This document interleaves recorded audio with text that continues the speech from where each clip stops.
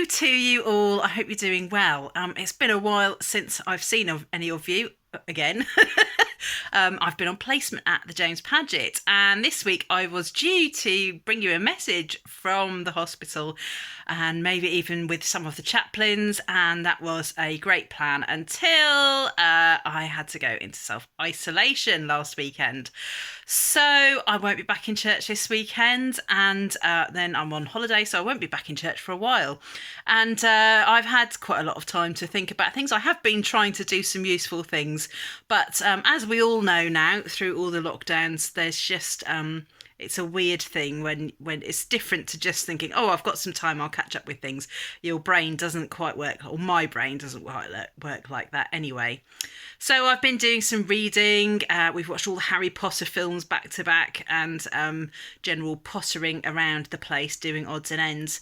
And I was really taken by a particular scene in the last Harry Potter film. If you don't know about Harry Potter, then don't worry too much. I'm not going to give away any of the plot. But there's a bit where Harry Potter is talking to his headmaster, Dumbledore. And he's talking about the conversation they're having. And this is after Dumbledore has died. And Harry says to Dumbledore, is this all going on in my head, or is it real? And Dumbledore says to him, well, of course this is all happening in your head, Harry, but that doesn't mean it's not real. And it reminded me of something I heard somebody say about an old kind of folk story. And they introduced it like this. They said, this story is true, if not necessarily historically accurate. And I loved that. And it really spoke to me in about how I engage with the Bible. Now, I'm not saying that nothing in the Bible is historically accurate. There are some real historical events that happen into it, but it's so much more than that. There's poetry, there's allegory, there's stories, and I think actually for me, for quite a lot of the stories, it makes little difference to me whether they're a historical record or not.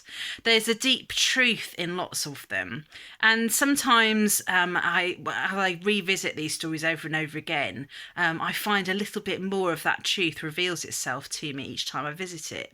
So one of my things, as I've been trying to do some reading, is to spend some more time with those stories and to find out what truths will reveal them to me next time. And I wonder how you're getting on with your Bible reading. It's a good time of year, isn't it, to curl up in the sunshine with your Factor 50 on and a sun hat.